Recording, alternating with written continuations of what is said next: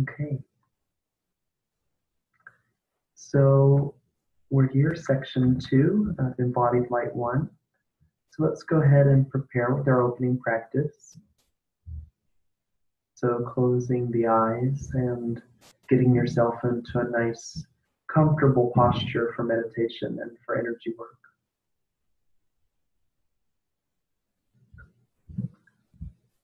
As you bring your awareness in, allow yourself to shift your posture so that you can feel more comfortable. If you're seated, it will feel like releasing the lower stomach and pelvis so that the sits bones feel nice and heavy on what you're sitting on. Let's bring our hands to our heart into Gasho Anjali Mudra, prayer hands.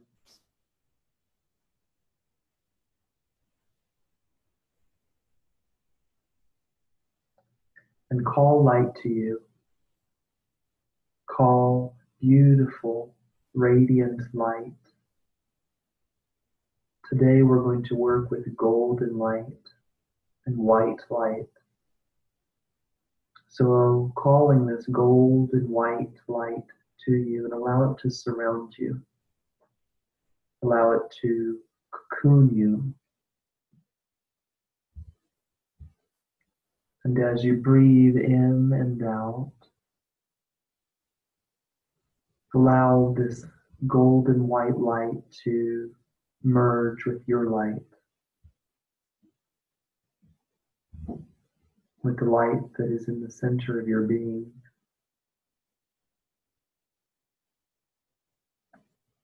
And breathe into it.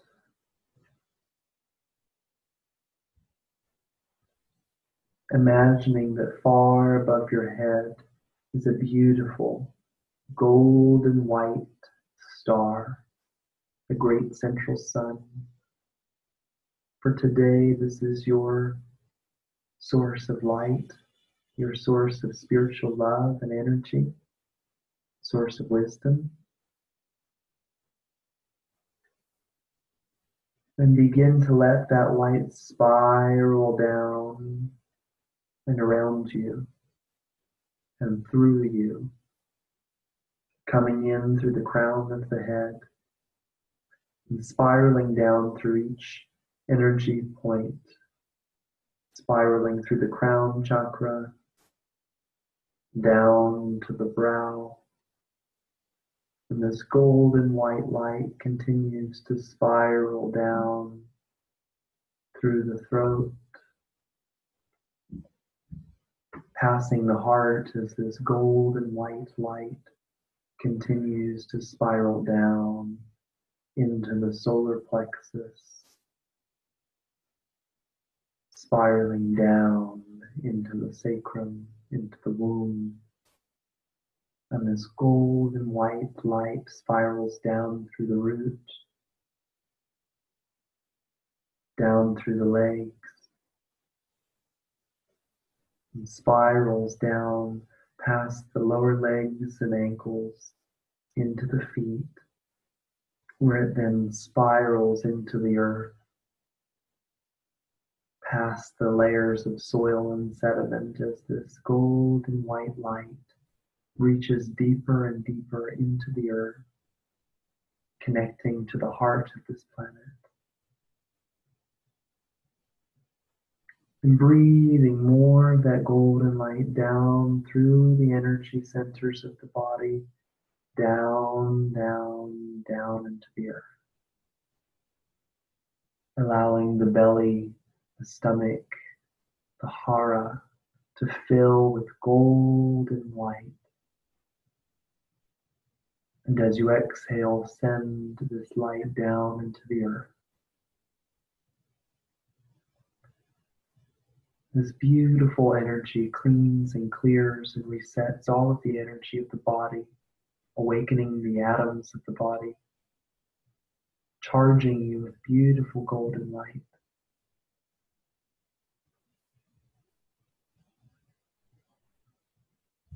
Calling up now energy from the earth. Let's for today imagine green and blue light, merging and spiraling up from the core of the earth, spiraling up through the feet, up through the legs, blue and green light swirling up, up, up through the pelvis,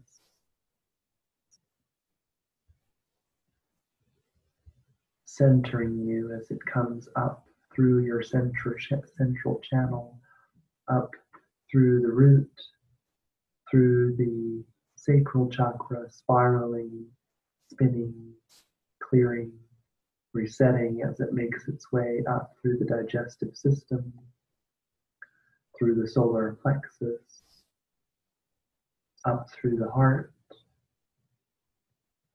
through the throat, beautiful blue and green, spiraling up through the brow, up through the crown, all the way spiraling back to the great central sun, tying this energy of the earth to the stars, through you, broadcasting Gaia's energy out into the universe, centered and aligned, breathing this energy up through the central channel into the heart. Exhale, sending it way above you, back to the great central sun.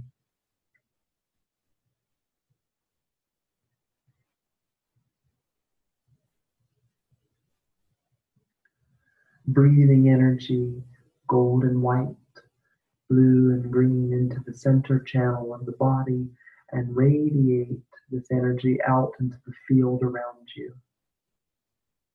Beautiful light, clearing, cleaning, and resetting all of the energy of your field, becoming very clear of your energy. Can use this light to cocoon you, to strengthen your borders, to seal your borders and smooth your borders.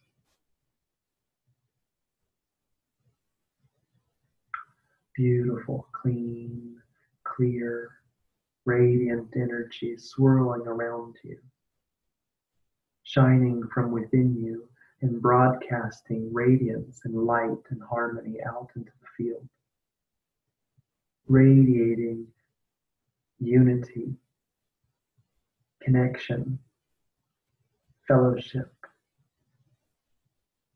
beauty out into the field.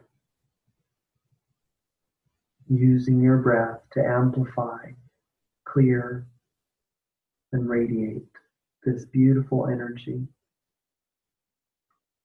I want you to warm the hands up now and invite healing energy to begin flowing through you. The highest rays of light, the highest bands of healing energy to flow through you, that which is appropriate, and feel this energy coming to and through you.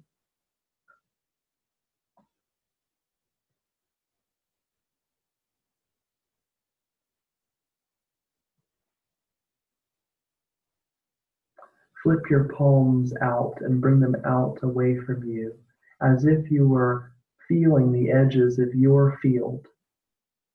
Reach your arms out and shine your hands out so that you can become very aware of where your energy is and begins, and where the rest of the world's energy begins. And just feel anything that's pointing out from you, you are acknowledging that is their energy. That is the energy of the world, of reality, of the hologram. And now flip the palms in and acknowledge your energy, your kingdom, your cocoon, your bubble. And move the hands around and feel, this is my space to take care of. This is my energy. And use your breath and make this energy beautiful. Make this field radiant. Intend as you send this beautiful waves of white and gold and blue and green out into your field, that this is your space now to take care, to clear and reset. This is home. Anytime that you feel your mind scattered off into the universe, your energy scattered off, your emotions scattered off, bring it back to this cocoon. Make it beautiful. Make it balanced. Make it grounded, centered, illuminated. Bringing your hands now up to the third eye into Reiji-Ho, calling on your guides, your highest aspects, all beings of light that wish to support you, and feel your mind linking with the higher consciousness, with the universal mind, with high energy and high wisdom.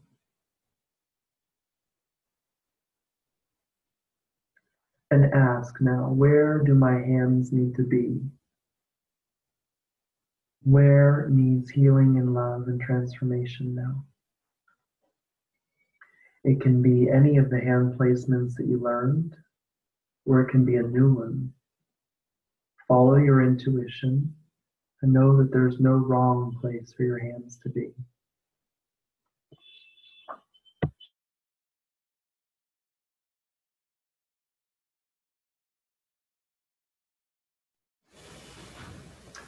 Send healing, beautiful light. Call upon the golden light to shine through you into these places and hold your hands there. You can play. Maybe it feels better a little bit off of the body.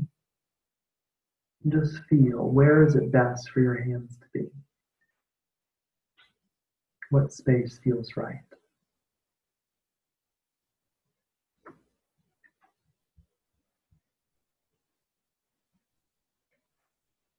And send light there to that place. And breathe into it. Maybe pictures and images come up related to this or a story. Use your breath as a vehicle to transform this energy, to release this energy, and to invite the highest information to come into this energy to soothe it, to reconcile it, to forgive it, to bless it.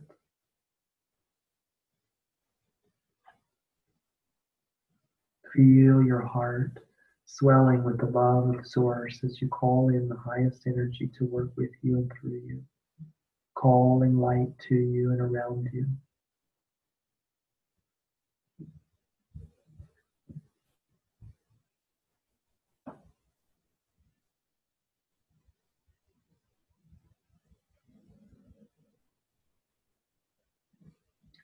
Feel the energy from your hands, closing your fingers as if you're wearing kitchen mitts,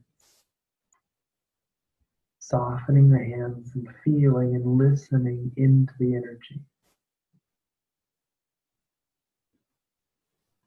Each breath takes you deeper into it so that you can understand it and shine your awareness on it. And often that is enough.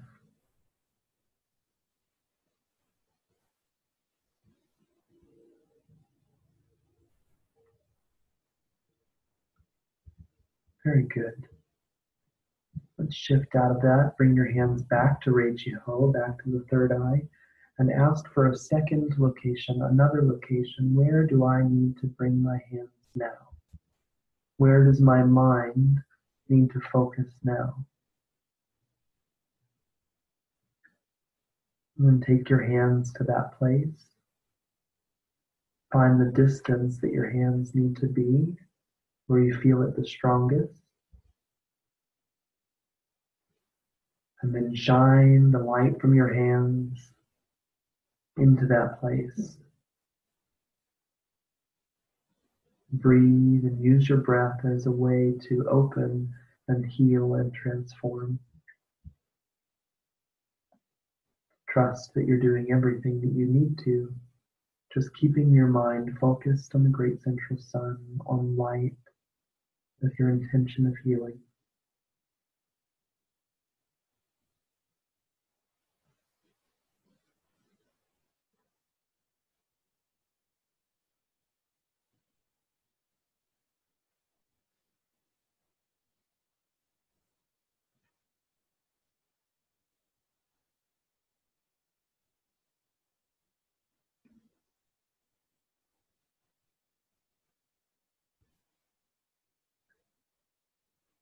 What does it have to share with you?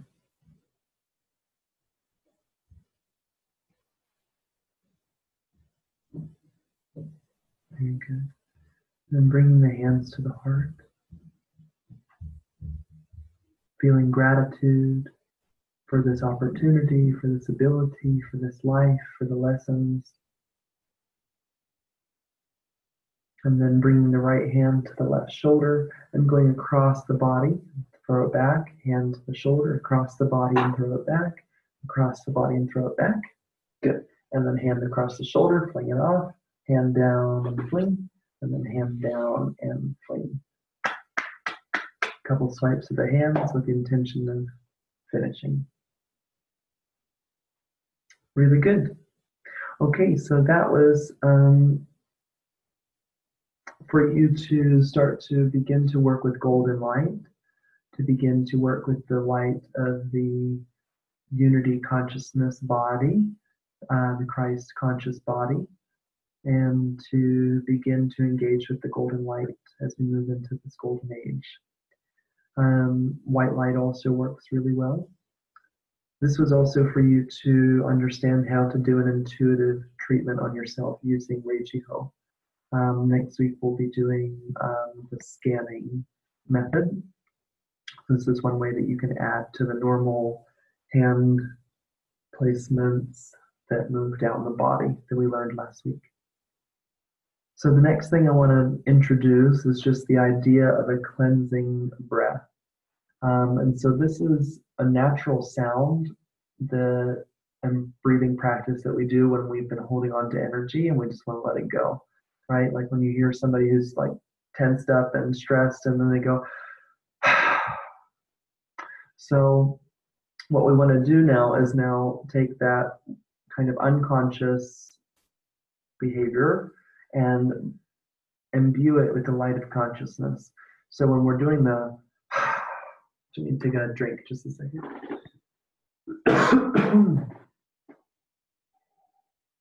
There's the way of doing it, like where you're acknowledging how stressful it is. And then there's the acknowledging that you're healing yourself, acknowledging light and letting it go. So there's the different kind of ways that we can look at the cleansing breath. So I'm sure we've all had some things happening in the past few weeks, hours, days, months, and years that we want to let go of. So let's just take a nice full radiant breath into the body.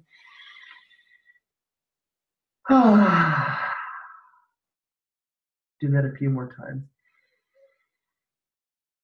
How blessed you are. Doing it again. Letting it go. And feeling yourself like a feather just floating down into the support of this now moment.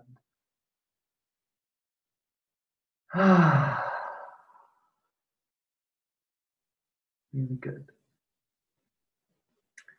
So that's a breathing practice that you can do anytime in the day, especially in the evening when you're really getting yourself into that quiet mode. The other thing that I want to talk about is jellyfish breath. So often we get into breathing patterns that are based out of anxiety and fear and are using the upper neck muscles to lift the ribs up so that we can make space for our breath. And that usually just means that we're just breathing into the top part of the chest, and these lower parts of the lungs are not getting movement, so they're holding on to stale, stagnant air. the neck muscles are getting tight, so we get tight shoulders, upper neck discomfort, tight chest as these muscles pull in nice and tight here.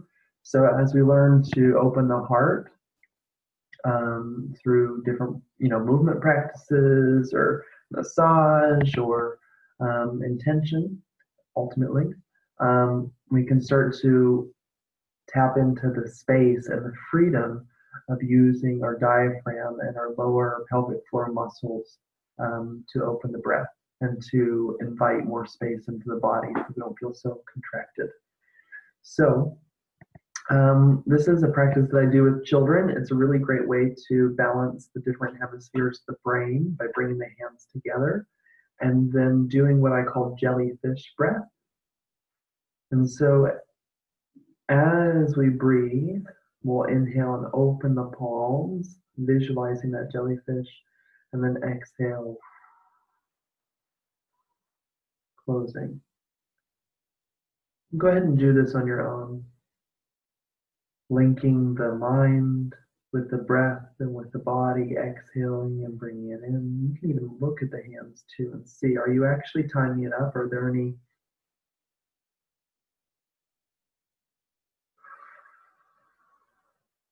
jumps or skips in the movement or the breath? Continue breathing in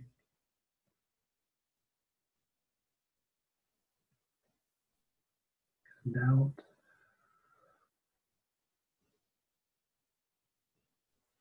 Noticing if one side of the hands moves faster than the other, and see if there's any relationship between that lung and the other lung. See if you can fill both lungs.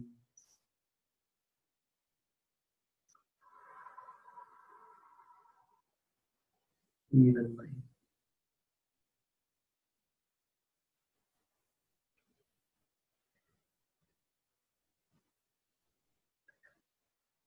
Bring your awareness into the lower part of the pelvis now, into the pelvic floor, the perineum.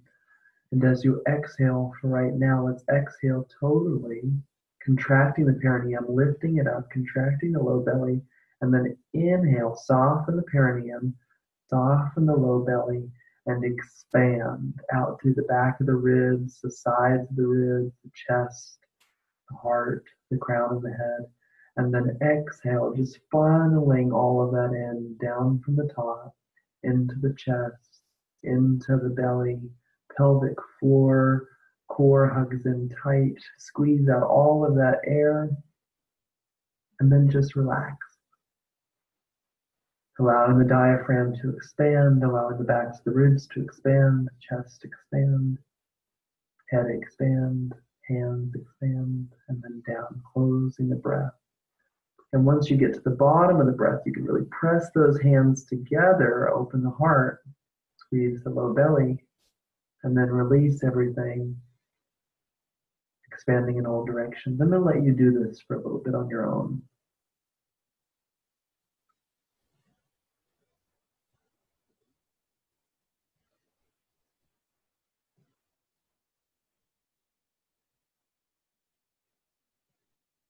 Calling light to you.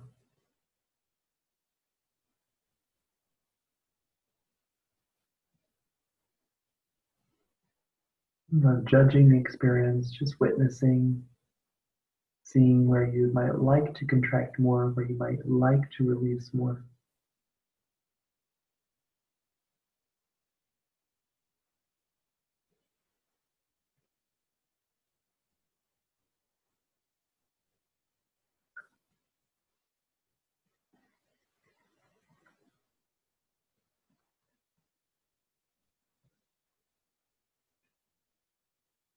I'm just noticing the sensations, your mood, your emotions.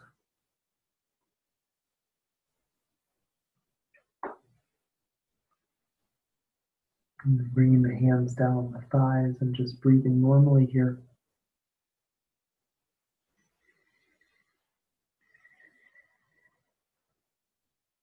Okay. So, go ahead and give me a look here on the screen. Okay, so we're going to do alternate nostril breathing, Nadi Shodhana, Pranayam. So bringing the middle, these middle fingers here, index and middle, it's going to rest on the third eye. And then the thumb and these other two fingers are going to be used to open and close the nasal passages. So it's going to look like this. One round is going to be a full exhale through the left.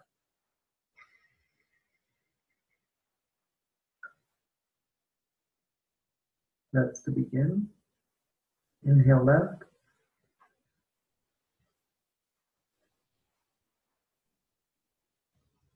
Pausing.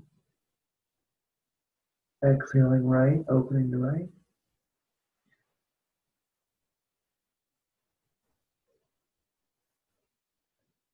Inhaling right.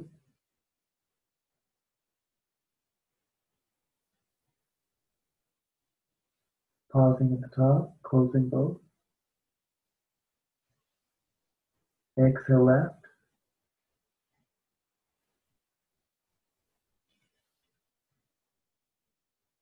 Pausing and holding, get all the air out.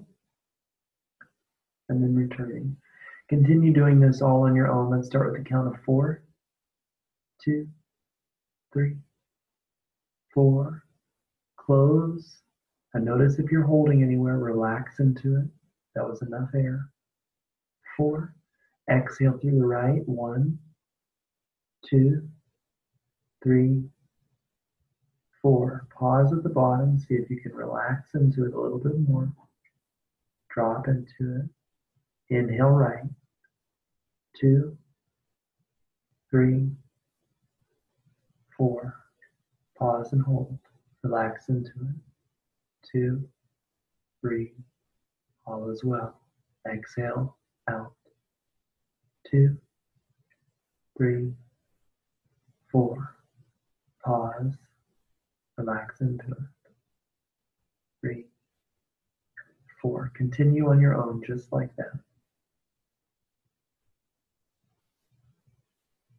Drawing the breath in through the navel, then into the chest, then into the head, pausing. And then same exhalation pattern, moving downward.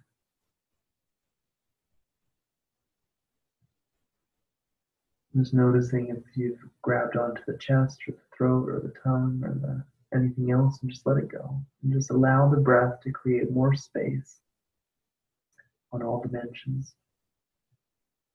Physical, mental, emotional.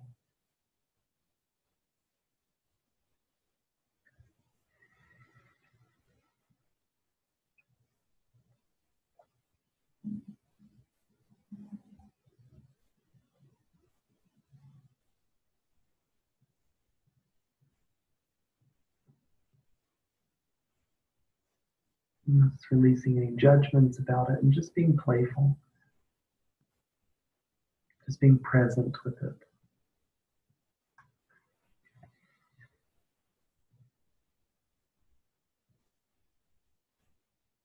When you're ready, after you've finished with the right and bounced it back to the left, when you finish, just bringing the hands down on the legs or into prayer and just go into normal breathing, just feeling the shifts of energy.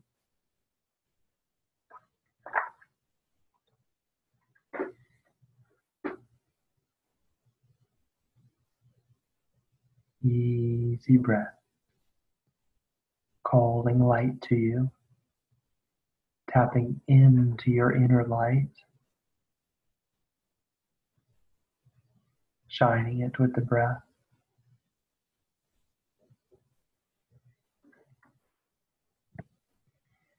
Grounded, centered, focused, clear,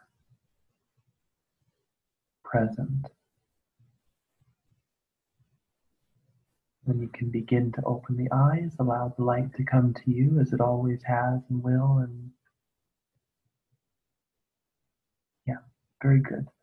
So the alternate nostril breathing is also another way of balancing the hemispheres of the brain. It's really good to do when you're in states of frantic, high energy, to bring it down. Next week, we're going to work on some breathing practices when the energy is low to bring it back up. Yeah? Fun. Okay. So I'm going to switch to the screen share now, unless you have any questions about the breathing practices.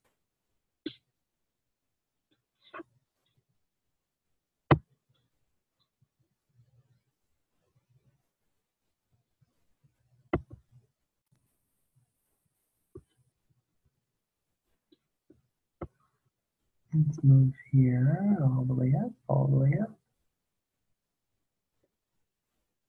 all the way up.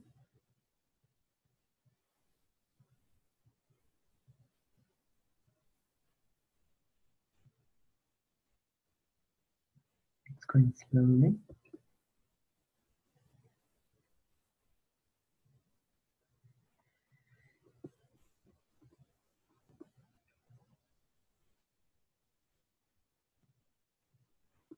Easy does it there today. Very good. I'm going to do this. Move that up 100%.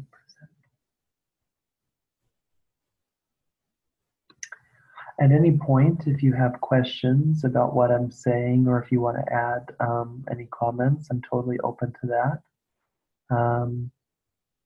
Just unmute yourself, because I don't think I can see chat while I'm doing all of this. Okay. Let's see if I can move this up to the top. Okay, very good. So,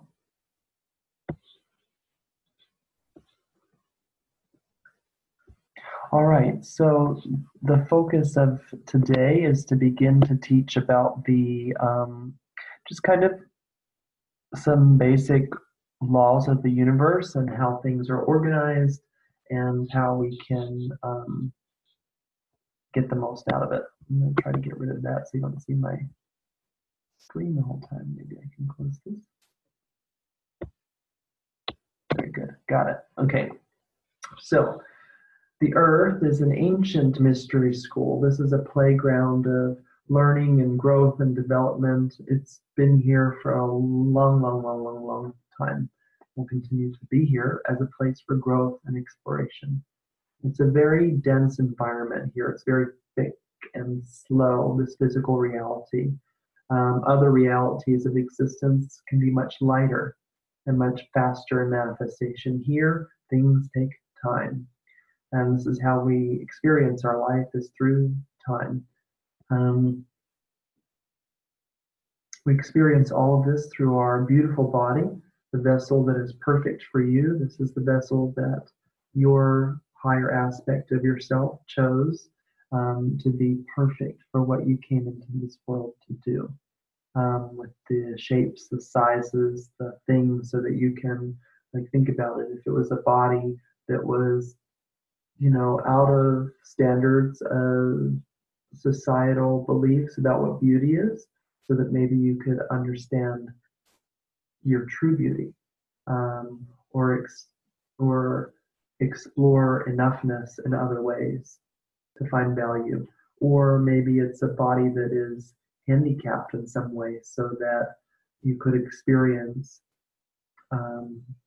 let's not say handicapped, limited. There's limitations, right? Different variations of limitation.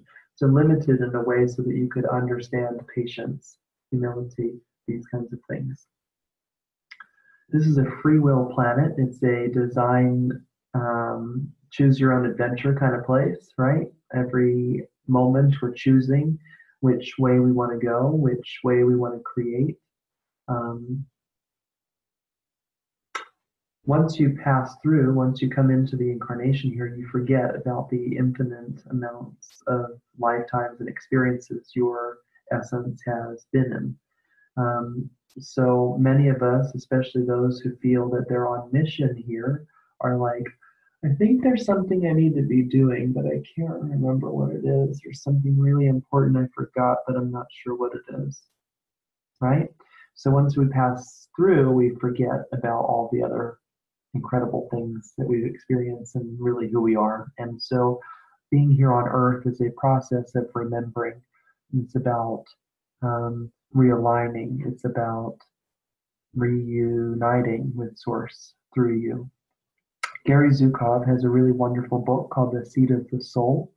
It's a really great book. I'll be referencing some information from his book throughout the time that we spend together. He says that emotions are classes in the Earth School. Some classes are about fear and some are about love. The universe is your tutor and your classroom is your life. The main course in the Earth School is authentic power. It's the same for everyone, but different students need different courses in order to complete it. And so we'll talk about authentic power, but you're probably already starting to get a feel and a sense of what authentic power is versus inauthentic power. So this is just a statement for you to remind yourself that you are a powerful creator and that you master everything that you do. You came here with a purpose. You are important, you are valuable, and you are worthy of love. Just simple things for you to remind yourself. So when I say that you master everything that you do, that can go either way. You know, let's say we have a habit that is out of alignment with our divine nature. Let's say smoking. If you want to dedicate your time to smoking cigarettes and smoking tobacco, you're going to be the best, because you're just going to keep practicing and practicing. If you want to practice forgiveness, you can practice again and again and again and get really good at forgiving. If you want to practice being afraid, you can find fear around every corner and become a master of fear. The same for love, the same for joy, the same for clarity, the same for groundedness. You get to choose what you become a master of. It says, Earth is a school. What are we learning and how do we graduate? So as we come into the world, there's certain emotional experiences that we want to go through. So that might be forgiveness, that might be motherhood, that might be poverty, that might be abundance. There's so many different variations of what the soul wants the aspect that is you to experience so that it can learn and grow and expand. So there are certain emotions that have come up again and again and again in our lives. There's patterns, right? You're starting to notice some patterns. It's like, oh, there that is again. Oh, there that thing is again. Oh, it looks different, but it feels exactly the same. So once we really understand what that emotional content is trying to share with us, then we can tap into the wisdom that wants to come to us, and then we can move to other lessons. We don't have to continue learning the same karmic pattern over and over and over again. You can learn it, integrate it, and move on. So one of the things that you want to start to pay attention to is the thoughts, the quality of thoughts. As you're thinking, is it a thought that is in the vibration of love? Is it in the quality of love? Or is it in the quality of fear and limitation? Our thoughts then start to generate emotions, and those emotions call forth other things into our experiences, so on and so forth. So you can see how, and then those experiences create other thoughts and other emotions. So if we can get really clear with the vibe that we want to carry, we can get really disciplined as to noticing when our thoughts are starting to build momentum towards fear, and when our thoughts are building momentum towards love and acceptance and joy and all those good things, then we can start to change our emotional experiences, and then we'll begin to be able to manipulate reality in a way that we can really call forth what we most desire, and not the things that we don't want, things that we dislike, the things that we are avoiding, the things that are difficult for us. We can start to use our mind, use our vibration, and use our emotions as ways to navigate through our experiences and move into higher and higher states of relationship with the nature of reality. Yeah? So think about it. Are there stories that you've been telling yourself that you're ready to let go? You know, it kind of like winds you down when you tell that story. You can feel it as soon as you start to talk about it. Is it going down, down, down, down, down? How can I move it up?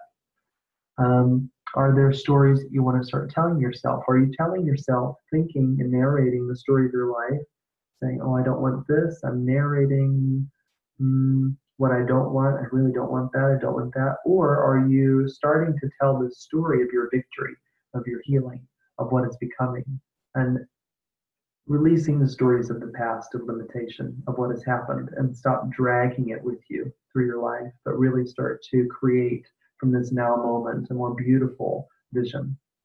And at first that might feel like make-believe, but that's okay. Make-believe is a wonderful game, and children are taught how to use their, well, I hope children are still taught how to use their imagination. But when you start to imagine, when you start to connect the ability to envision in your mind and start to work with the universal consciousness, the universal mind, you can start to imagine a reality that feels really good for you and for all beings, of course. So beliefs. Beliefs are just a thought you keep thinking. That's from Abraham Hicks. So, you think a thought, you decide, oh, I like that thought, I want to keep thinking about it. Or I don't like that thought, I want to keep thinking about it. It feels bad, right? So there's like condemnation, judgment, fear. Or I believe that the universe is always working out for me. I believe that I'm learning and that all is growing and changing and all is well. So those are the thoughts that you keep thinking, which eventually become beliefs. So we were given beliefs from our family. We were born and they told us if we were being a good boy or a girl and what that means to be a boy or a girl and what the name is and what the family does, right? Like our family does this on this day and our family doesn't do that. And your whatever nationality, let's say Americans are like this, Americans are supposed to do that. You're a Catholic, you're a Protestant, you're a whatever Muslim, and all of those, or when you go to school, your school has a mascot and you have an identity based off of that, and this is a belief that you are a whatever. So all of these definitions and beliefs start to shape how we present ourselves in the world, right? There is a system of reward and punishment that's been set into place. This is what would be called the five sensory model from the seat of the soul. So the reward and punishment system is like you get $5 if you bring home good grades. You get love and affection if you clean your room. So some of these systems, what we've set up as ways that we've domesticated children and raised children, end up being a system that we continue to do for ourselves as we get older and older and older. So eventually mom doesn't need to punish us. Dad doesn't need to punish us because we feel the guilt, we feel the shame, we feel the whatever, and then we start to do it for ourselves. We take on these identities, we take on these labels, and we learn, many of us learn that there is something wrong with us. We are not right. We need to manipulate others through our behavior and be part of the system, kind of like Stockholm syndrome. Eventually, the system that oppressed us, the system that controlled us and reduced us and withered us down, is a system that many, many, many people can adopted as their own system and are still doing it. We can see that in the world as many are just tired and worn down, but we're beginning to wake up. We're beginning to realize that that type of power, that type of manipulation and control isn't satisfying and it's actually destroying everything. And we're starting to wake up to the fact that our true power lies within our alignment with the light within us, the source within us, and connecting to our essence. So take some time over the next few days and weeks to think about what is in your book of law. What do you have written in your beliefs that you'd like to change? What works? What doesn't work? What do you need to adapt? Does your belief inspire you, or does it limit your joy and sense of freedom? Does it raise your vibe or lower it? You can feel it in the body and tell, is this truth? Do I find resonance with that? Or do I feel myself contracting away from it? Most people are holding around 3 emotions at the same time. So you can experience joy, anxiety, and mild depression at the same time. You can experience excitement, fear, and boredom at the same time. It's complex, but they all can be experienced at the same moment. So being able to track, okay, I'm feeling fear. What is that related to? It's some unresolved energy from a conversation I had earlier. It's still there. I can do the energy work, clear it, think about it, process it in a little way. Or maybe this was something a long time ago that you're still holding on to. But as we start to get really aware of the emotions and we allow ourselves to experience all of them and not be afraid of them, so we often make some emotions good and some emotions bad. Some emotions are holy and some emotions and beliefs are unholy. And so we kind of create this duality, this system of control. It's part of the 5 sensory model. 5 sensory means like taste, touch, smell, hear, like those basic senses that primitive human beings carried and we're still working with.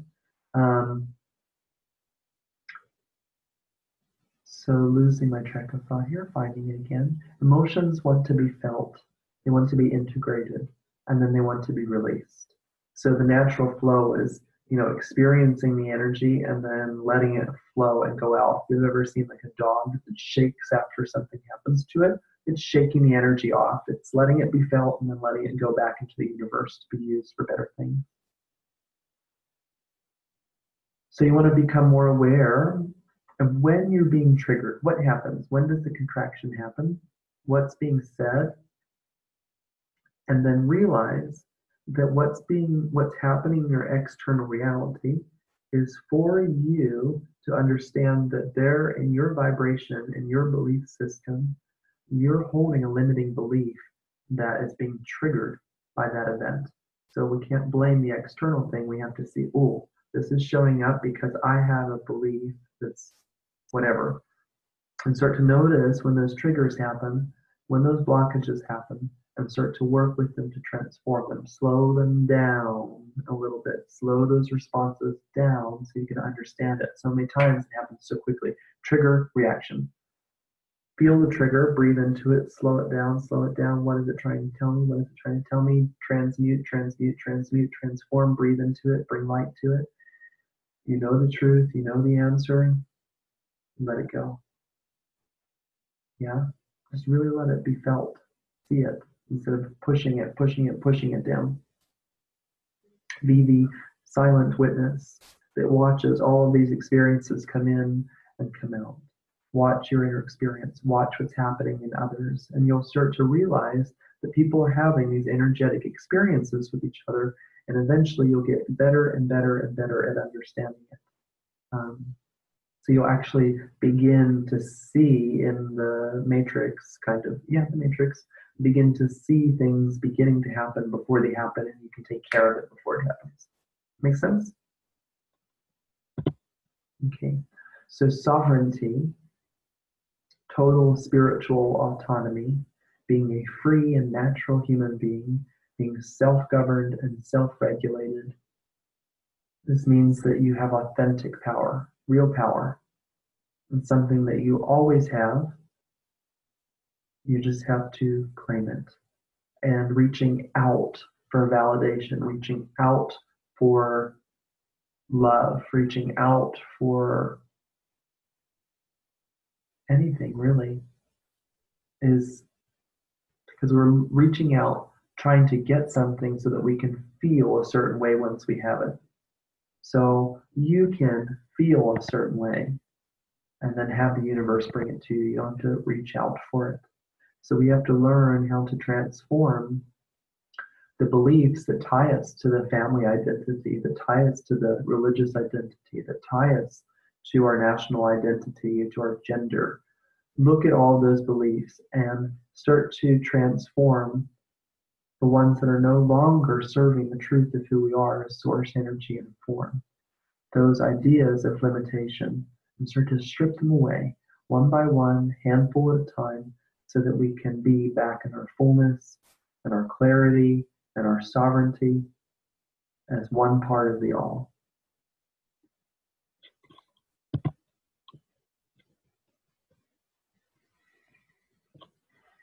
This is just a little bit of talk about what I've already been talking about, but emotional freedom is through direct experience with conscious awareness. So the emotion comes up. You don't have to hide it. You don't have to manipulate it or shame it. We just look at it, shine our light and awareness on it, inquire, what is this? Why is it there? Who's experiencing this? What parts of me are reacting to this? What does it mean? And just try to still the mind.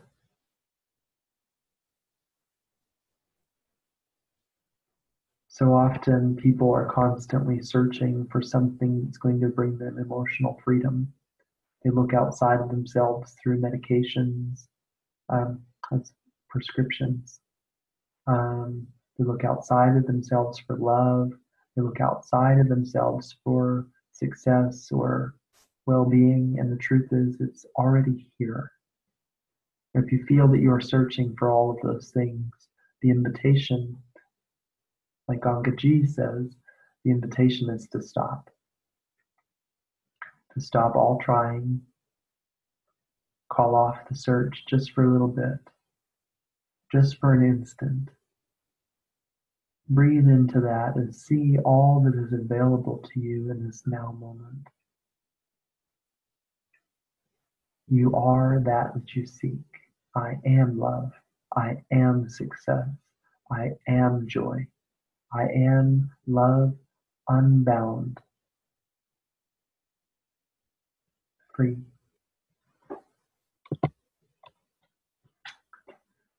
Fear, false evidence appearing as real, is a belief that cuts you off from the source and earth. We talk about this more, it might be in the chakras later, but it's definitely going to be in level 2. What energetically happens when you're afraid is your crown chakra closes off and your root chakra closes off, and now all of a sudden you are cut off from the unified field, cut off from all that is, from the universe, and you're just like one little thing, bobbing my face, bobbing, in the sea of like overwhelmingness. So when we're in those states of trust, unity, connection, love, then the energy is flowing out from us, it's flowing down through us, it's traveling, it has room to move. Fear can help you or it can hinder you. You can look at fear and see, what message does this fear have for me? What is it that I need to understand more so that I can be in trust, be in the knowing that I am supported at all times? How can I trust into it a little bit? How can I breathe into my heart more and not get too wrapped up in these ideas of danger? When you know, when you feel, when you believe that you are safe and all is well, it is. When you are in the idea that the universe is working against you, that all is not well, it will be that, because you will create that experience for you. I truly hold in my heart the belief that there is only one problem on this whole planet. And then in saying that, I feel there's not even a problem. But if we wanted to kind of break it down into one problem, the problem is disconnection from source, disconnection from consciousness. It has manifested in incredible ways: war, famine, destruction, separation, isolation, crimes. All of this because we are a species disconnected from our battery, disconnected from our truth. And as more of us start to practice connection, practice alignment, practice raising our vibration, practice creating a more sacred life, then these problems will start to go away. Focusing on getting more systems of defense just in case someone attacks you invites attack. It creates the energy for the use of that which you're using to defend yourself, right? So, trust in your protection, trust in your support, and all will be well because it is. Source energy so we're starting to get into it a little deeper now. Source energy, the primordial energy of everything in the universe, also the multiverse. There's more than one universe, many more. Source energy, I like this term because it's newer, so it hasn't been used by people too much and muddied and made unclear, like the word God has been used in so many different ways to mean so many different things. So for me, it's a word that isn't really so useful. Most of the time people think of God as being someone, somewhere, yeah. And so to start to use the word source is the energy of creation that is all pervading. We'll get into that a little bit more. Other words that people use are Great Central Sun, Allah, Prime Creator, Brahman, Mother, Father, Goddess, God, all that is, beloved. All definitions are all aspects of source because everything is source energy. You are source energy. You came from source and you will return to source. So sometimes I like to use the word God because I still really like it. But when I'm speaking with people now, I'm making it really, really clear that I'm talking about something different than the thing that causes wars, the thing that causes families to fight against each other. I'm talking about the thing that we are. So talking about the definition of consciousness, it's a noun. It says the state of being awake and aware of one's surroundings, right? So you're either asleep or you're awake physically. That can also be seen in our process of awakening. We're going from a very sleepy, unaware species into higher and higher levels of awareness and consciousness. The next, let's see, the awareness or perception of something by a person. So when we start to become aware of something, right, we start to become aware of our habits, starting to become more aware of somebody else's habits. So then once we start to develop consciousness around that particular thing, where the mind goes, the energy follows, we can start to understand it more, and we begin to expand on our awareness of that thing. The fact of awareness by the mind of itself and the world. So this is maybe what scientists would say is like a faculty of the mind. Universal consciousness, the universal mind, is omniscience. It's all-knowing. I hope I said that right. Omnipotence, it's all-powerful. Omnificence, all-creative. And omnipresence, always present. So the universal consciousness, the universal mind is all-knowing, all-powerful, all-creative, and always present. And you are universal consciousness. You are developing in your awareness that you are all-knowing. You are all-powerful. You are all-creative. And you have the ability to be always present. So you can think of you, when I'm speaking with you, I'm speaking to your sourceness, to your divinity, when I say you. Some people, when someone says you, they're thinking of their personality, which we'll get into here in a little bit. You can think of yourself as kind of like being one of these nesting dolls. There's like tiny, tiny little you, the little blue guy, super scared of everything, protecting everything. And then moving up the scale to the red one, your source self, fully present, all-knowing, all aware, totally conscious, all loving. So we can think of, so there's the classic like devil on the shoulder, angel on the other side. You can also think of this as the hemispheres of the brain. So we're going to start with the right side of the brain, the subconscious mind. This is where we access the higher self, that reflective, receptive, open, that part that's curious about spiritual growth, that part that is forgiving, loving, patient, open. The higher self is the part of ourself that pulls the information from our source self into our experience. This is the part that says, hey, just forgive them. It's okay. You don't have to be aggressive. It's okay. All is well. It understands that everything is happening for a certain reason and that it isn't anything personal in the sense that it's coming to attack you. It's all happening as part of a collective experience. It accepts without judgment. The lower self, as some would call it, the personality, the left side of the brain, this is the part that's analytical, that takes little parts of things, puts it together and creates a whole story out of it, and then tries to live life in accordance with those tiny little parts and put it together.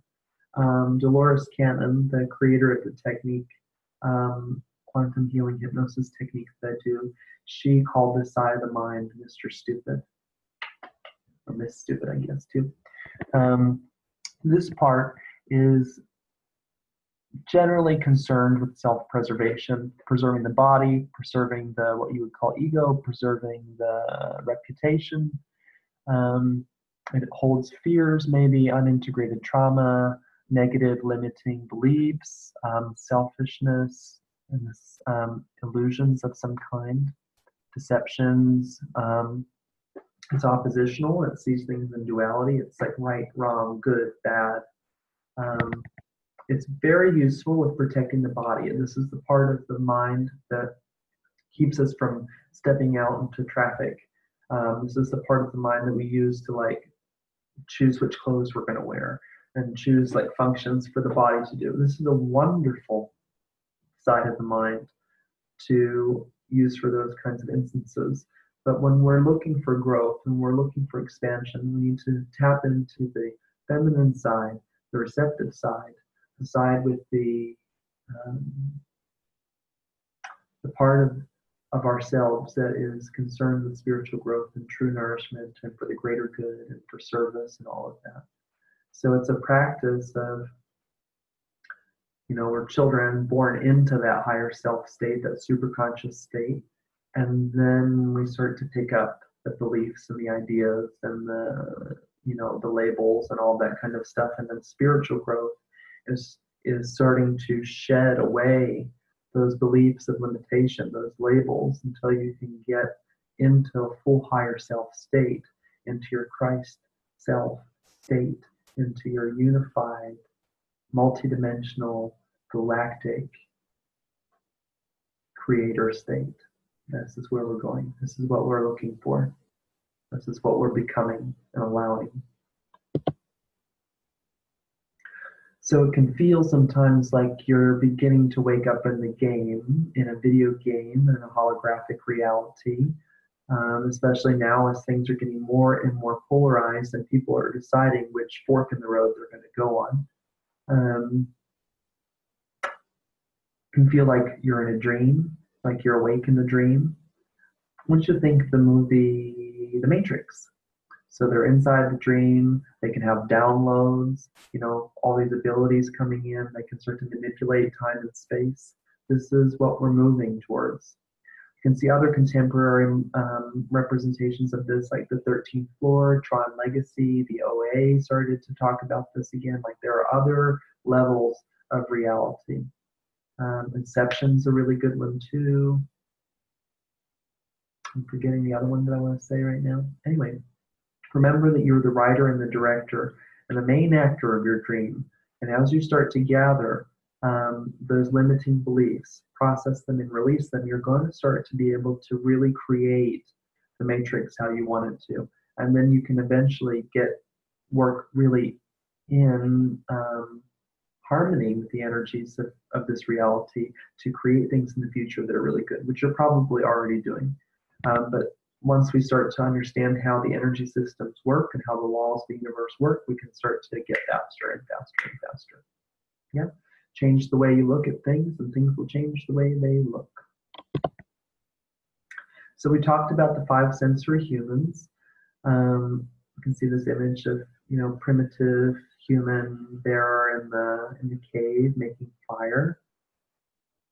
We can see how these beliefs of controlling our environment, right? We had to hoard things so that we could be fed, or take our things with us because we don't know when we're going to get anything else.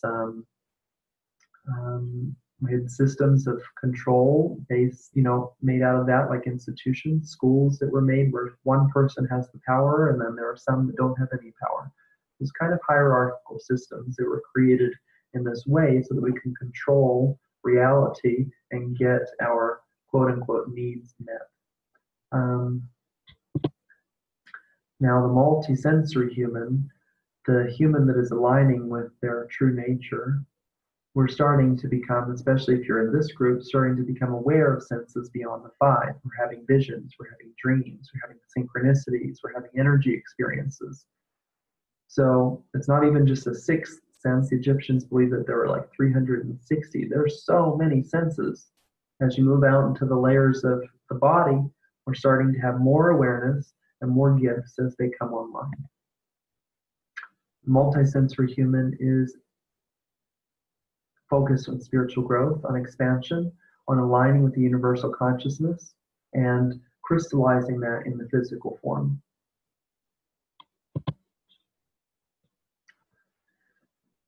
So before I started doing quantum healing hypnosis technique, I knew very little about reincarnation. And now, after reading many of Dolores's books and doing, you know, hundreds of sessions now, it's really starting to become much, much clearer, and I'm really starting to understand it more. So this fear of death, which is what drives many people, is a fear that creates all kinds of problems. The truth is that we've had so many existences, and after this life we will have many more, many, many, many more. Life is a continuum. Life with a capital L is a continuum. It is not a destination or a final experience. It is constant transition and transformation and transmutation. Albert Einstein says energy cannot be destroyed, it can only be transformed. There's no such thing as death. So when we just relax into that, it's like, oh, I could die from this. Huh, I'm going home. Cool. It's like not so big of a deal.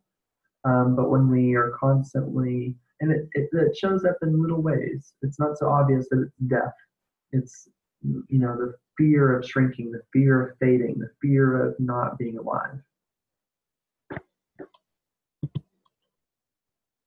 So embody, as the definition says, to be an expression of or give a tangible or visible form to an idea, quality, or feeling. So what are we embodying? What is this species embodying right now? I think we're deciding what we want to embody. Is it going to be fear? Is it going to be control and domination and all of that path? Or are we done with that and ready to embody our higher selves, embody our ideal future self, embody source, inform, crystallize higher consciousness on this planet in physical form, species-wide?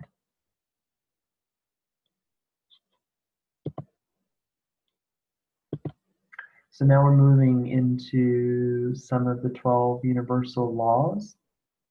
So these are different laws that kind of govern how reality moves and manifests.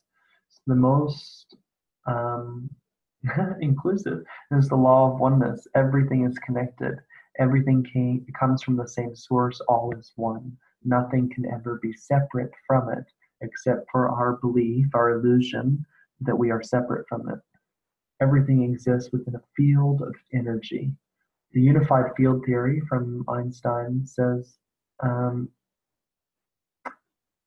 describes how all of life is interconnected, interwoven, interrelated. And they're making many, many more advances on that theory, and there's lots of information out there if you want to check into quantum physics and particle physics to understand it. But the most basic, the indigenous people talk about, and what I'm concerned with, is just the law of oneness. We are all one. All is love. All is together.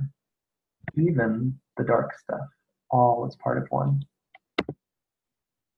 The law of vibration states that everything is energy, nothing rests, everything moves and vibrates. Even that which, like an animal that passes away, even that body that maybe doesn't have the essence of that animal spirit in it anymore, has now begun to vibrate at just a different rate, starting to move now into decay. So think about that. Everything moves, everything vibrates. Our thoughts, beliefs, and actions create our vibration and are vibrational themselves. So when we are acting from love, our vibration increases. When we act from fear or doubt, our vibration decreases. Tesla says, if you want to find the secrets of the universe, think in terms of energy, frequency, and vibration. So just for a moment, I want you to close your eyes and start to tune into the energy of this room that you're in, the space that you're in. And I want you to imagine, sense, and feel that at any given moment, something could happen. Something bad could happen. Maybe it's that you're not allowed to be in that room. What does that feel like? Maybe it's that you're not allowed to be doing what you're doing. Maybe something's going to happen in the world to bring you danger. What if you were about to be robbed? What if you're afraid of a bomb? What if you are afraid that your lights are going to be turned out because you haven't paid the rent, paid the bills? Notice what the room feels like when you think like this. Notice how your body and your awareness of yourself as energy changes.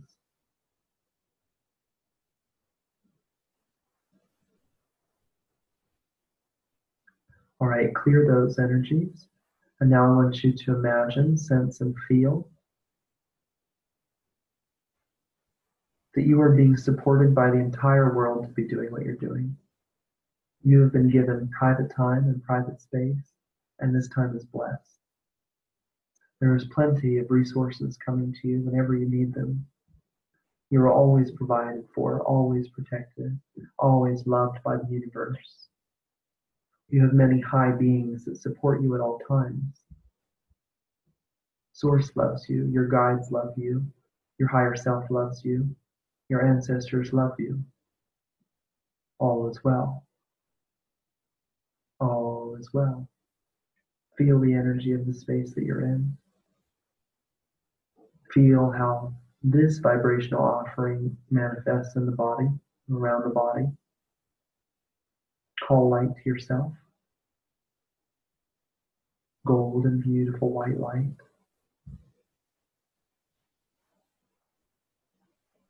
And then open the eyes. So depending on what we're broadcasting as our beliefs out into the reality, we create that. So if a room feels unsafe, chances are you're holding beliefs and thoughts and energy of unsafety. So switch it over, change it to safety. All is well. I am loved. I am loved. Everyone here is part of my family. I belong. I am welcome. And move that out into the world. This is an image of the visible light spectrum down here at the bottom, but then also looking at the other types of radiation that are in the world. We see such a small, small, small part of it. There's so much that we can't see. Look at that. What is that, like maybe 5% that we see, maybe less? There's a whole universe upon universe upon universe upon universe, and dimensions on top of dimensions on top of dimensions of reality that we're existing within. Isn't Earth cool? Isn't this universe cool? There's so much that we haven't tapped into. This also includes you. There's only so much of you that you can see. You extend outward into infinity. The law of attraction states that like asks like. Ask and it is given. Your environment responds to your every thought and action. So something, let's say you have a desire. I want this, right? So you send out this desire out into the universe. By law, the universe begins to bring it to you. The thing is, if we have beliefs like, I don't deserve that, that can never happen for me, I don't have enough, I'm not enough, it's not the right time, people like me don't get that, it's not here yet, definitely not here yet, still don't see it, still waiting on it. All of those beliefs are going to keep you from receiving it because you're focused now, you're emitting the energy of not here, not here, not here, not here, not here, so the universe can't bring it to you. So when we have our desires of what we want, we have to also hold the energy as if it's already come so that it can come to us. We have it so backwards. We're like waiting for it to get here so that we can feel joy, waiting for that partner to get here, waiting for that house to get here, waiting for that whatever to get here so that we can feel a certain way. But we must already hold the vibration as if all that we've ever desired is already here. Well-being is here, love is here, abundance is here. In this now moment, all that I desire is here. And then just watch how the universe brings it to us. The law of perpetual transmutation of energy. We and everything in the universe are constantly receiving, transmuting, and transmitting energy. Everything is evolving and devolving, which is still evolving, in a constant dance. No experience lasts forever. So we're always working, always alchemizing with what is available to us and turning it into the next thing, turning it into, well, we decide, do we take something and turn it into something negative, or do we take something and honor it as beauty, honor it as sacred? Know that no experience is going to last forever, right? So especially like these emotions that we're going through as we're changing and growing and evolving on this ascension ladder, know that when those painful experiences come up, you're going to have another one. Just know, oh, I'm going to feel something else again. I know that this is temporary, this is passing through, and I release it. And welcome to this change. I'm open to this change. I'm thankful for this being here, and I am letting it go. Thank you for teaching me, and go ahead. The law of cause and effect. Like I said, this can also be called karma, but I'm thinking of this karma as in like kind of like immediate karma, not like the longer arcing wheel of karma. So, although they are related. So karma teaches responsibility, not morality. So it's not a right or wrong, good or bad, holy, unholy thing. That's a system of humans making up those systems of judgment. All is holy, all is sacred, all is one. So we know that if I do something, this happens. It's teaching us responsibility, the ability to respond in accordance with reality, with natural law. I know that when I speak harshly at somebody, just so that I can feel like I've released some steam, I know that they will probably have a negative response to that and will then bring me more of what I was trying to get rid of in the first place. So this teaches us how to be responsible, how to respond appropriately to the energy so that we can align it with the greater good. We can align it to service for the greater good. We can align it with our higher self. The golden rule says that you receive from the world what you give to the world. Newton's third law of physics says for every action there is an equal and opposite reaction. The law of correspondence says that as above, so below, as within, so without. Our current reality is a reflection of our inner realm, our thoughts, emotions, and beliefs. This is kind of like a hall of mirrors, like you see in the photo, that every reflection that you see is another you. Every behavior you see is part of you. So, as we're seeing people And circumstances come up into our life and you're like, why is this happening? Maybe part of that pattern exists within you. Maybe that thing which you judge in another is something that you judge within yourself.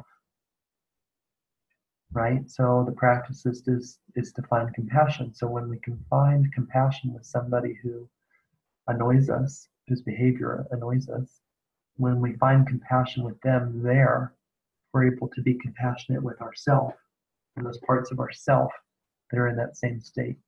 So when we see people that are causing war on this planet, that are preparing for war, we can think about the parts of ourselves that prepare for battle and war with others, the parts of ourselves that like to control and dominate, the parts of ourselves that like to hoard and control people. So as we start to see what is in me as being outpictured in my reality, and we start to transform and become compassionate beings, that begins to be our reality as within, so without. So it becomes a practice of where we put our attention and the intentions that we hold. These are qualities of consciousness. Attention energizes, so where the mind goes, the energy follows. Are you keeping your mind on the dark things of the world and watching them and hoping that those bad people get caught? Hope they catch all those bad people. Because if you do, you're going to start seeing bad people everywhere you go.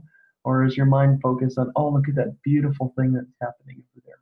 Look at how people are rallying together. You can look at protests as people coming together out of love, or you can see people causing a disturbance. You can decide where your mind goes and how you decipher the reality. Are you holding others in light, in the highest light, or are you putting judgment and condemnation, separation? That's them and I and me. Or I see parts of myself in them. I see myself in them. Intention transforms. So what you put your attention on something with the intention that begins to transfer the qualities of that thing, to transform it. So if you're looking at something, let's say you're talking with somebody that's caused you guys are not getting along for whatever reason, not in resonance with each other, and you're looking at that person, you're just thinking, so my attention's on them, and I'm thinking, oh, what am I going to do to make this person wrong? I'm going to point it out. I'm going to make them wrong. Or you can say, this is difficult for both of us, and I want to build a bridge for both of us. I wonder if I can support them in any way so that we both feel better. And so you keep that bridge open, you keep it available. So a lot of our intentions and where our attention is unconscious. It just happens. It's a knee-jerk response. But as we slow down time, as we slow down our breath, and bring our consciousness, bring our awareness to what's happening, to these energy experiences, to the emotions, the thoughts, we can start to create magic from moment to moment to moment. And this is what Abraham Hicks calls segment intending. It's like, I'm going to go into the store and I'm going to have a fun and joyful time. And so you set that intention, you go into the store. And you get into the store and you're like, you start to notice that, maybe partway down the aisles, you start to get a little ornery, a little aggravated, a little not so good. So you can say, oh, I'm walking down this aisle, and every step that I take, I'm going to appreciate all of the abundance of the options that are available for me. I'm going to be an uplifter in this aisle.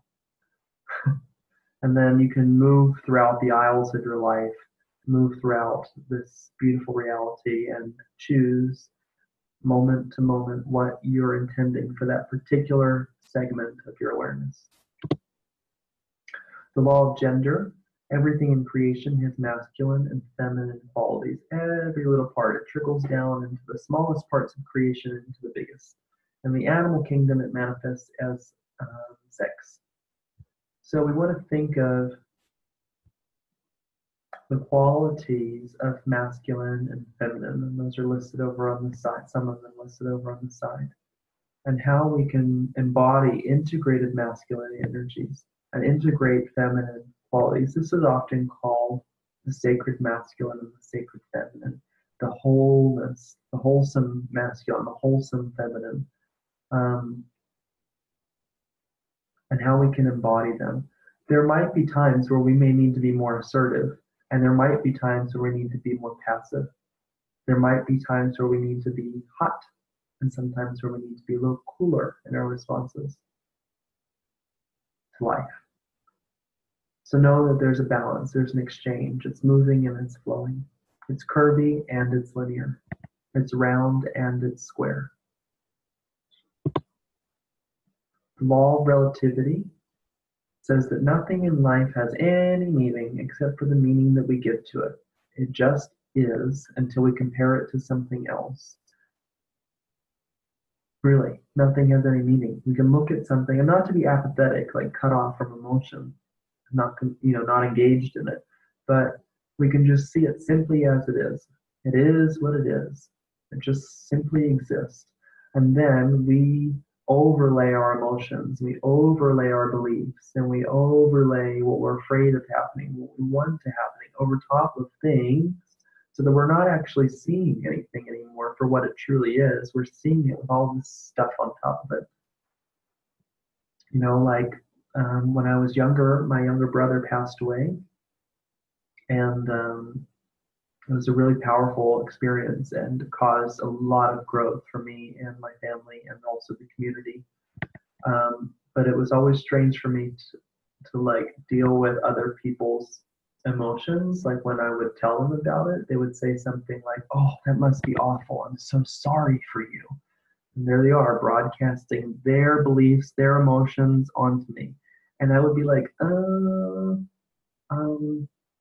yeah, thanks.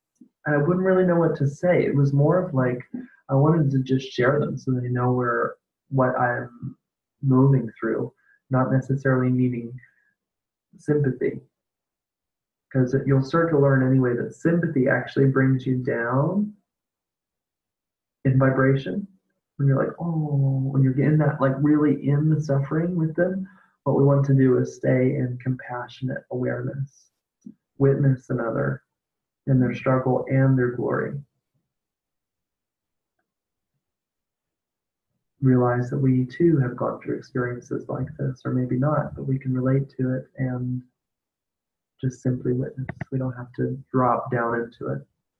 You don't have to adopt people's beliefs of what's good and what's bad, what should feel good and what shouldn't. Everything is just an experience.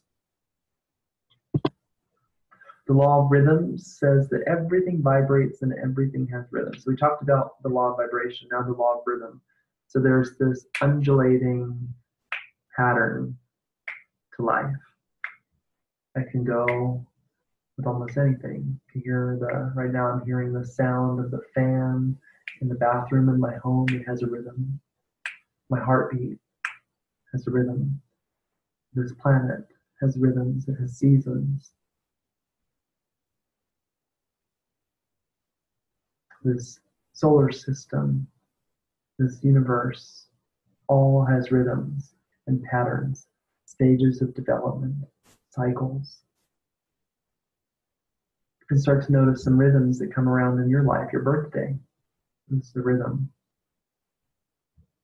Or when you're working closely with somebody, you get into a rhythm with each other. You get into a song together. You start to create a new song together. Realize that these rhythms, these patterns, these cycles that come around are reference points for us to learn and to grow and to integrate and to connect with the greater, higher meanings of life. Honor the rhythms, honor the patterns, the ups and the downs. What goes up must come down. We always bounce back up. Yeah. The law of polarity. Everything is dual. Everything has an opposite. Everything is, and it isn't. Everything has two poles, two sides. For every problem, there is a solution. There are two sides to every coin. Abraham Hicks would say, you can't pick up a stick of well-being without realizing, with well-being written on it, without realizing that on the other side is the absence of well-being, right? You can't pick up prosperity written on one half without realizing that there's a lack of prosperity, the absence of prosperity on the other.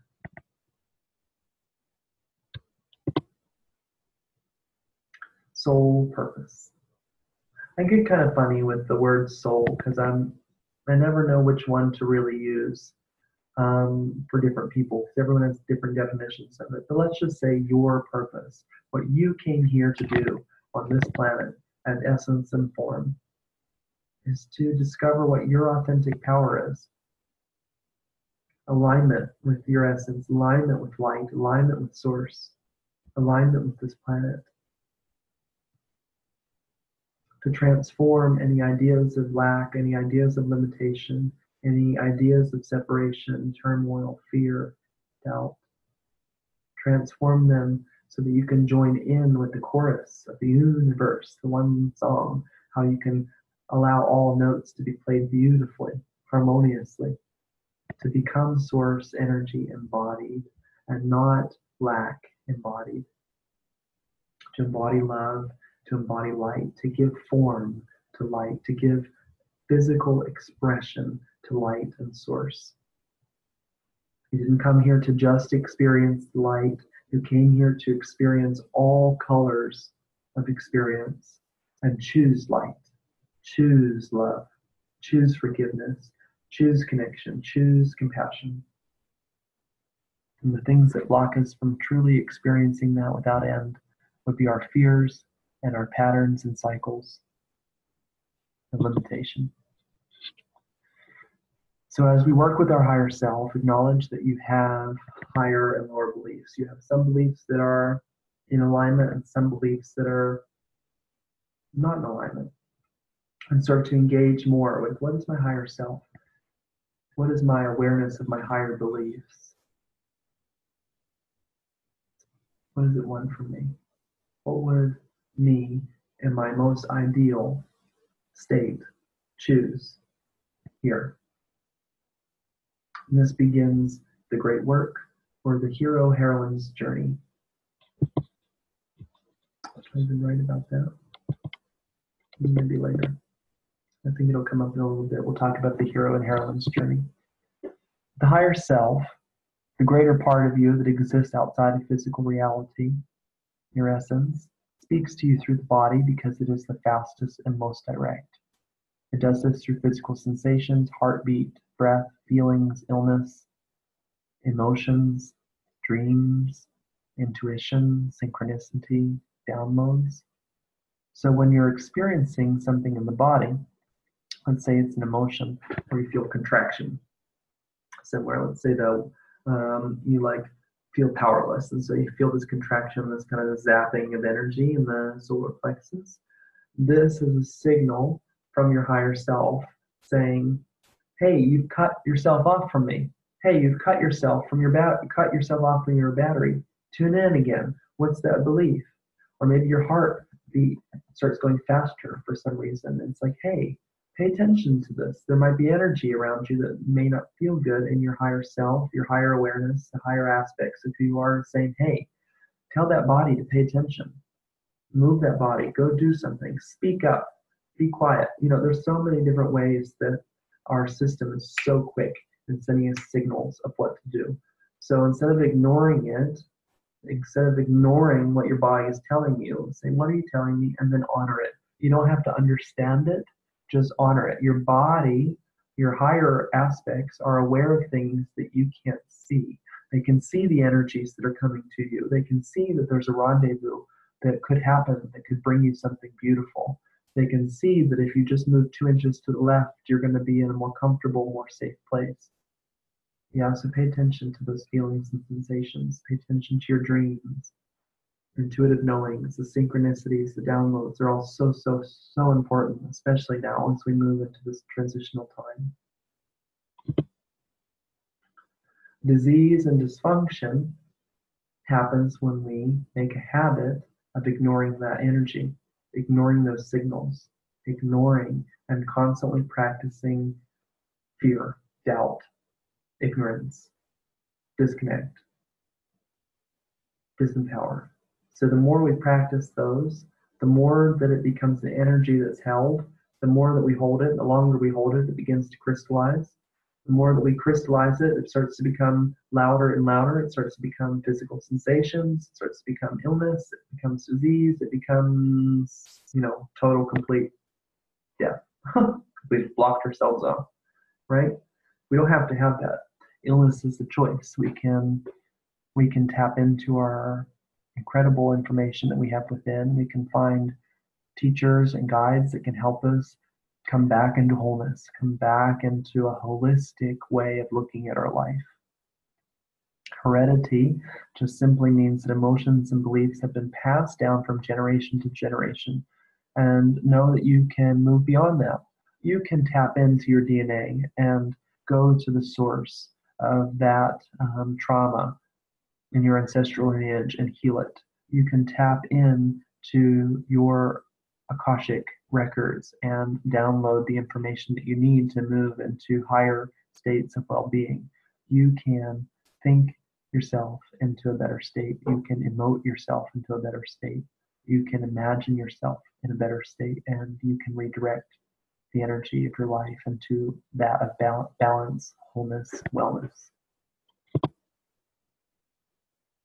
So the first thing is when you start to, or the things that you can think about, is write down your health imbalances, the things that are happening in your body. Where are they in the body?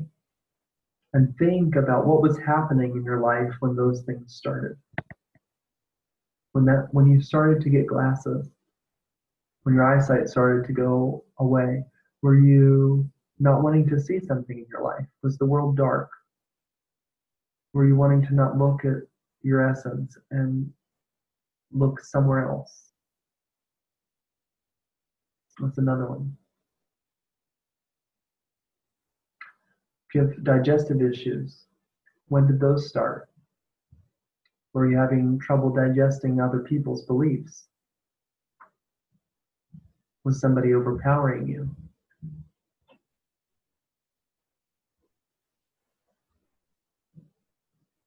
So these are just some examples of what you can do to start to tap into the story of your body and the story of your energy and start to understand it so that you can move into higher states.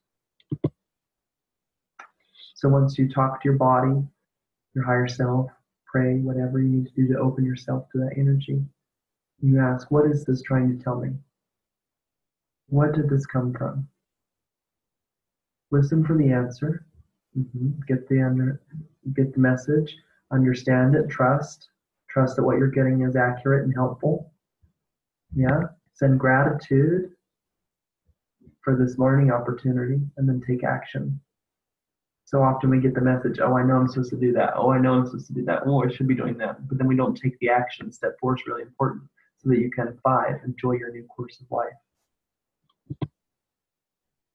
The law of action says that nothing changes if nothing changes, and you must take consistent action, right? So it's not just a fad diet. It's like changing the whole lifestyle. It's making it a daily practice. Newton's laws of motion, the first one says an object will stay at rest or in motion until another force changes it.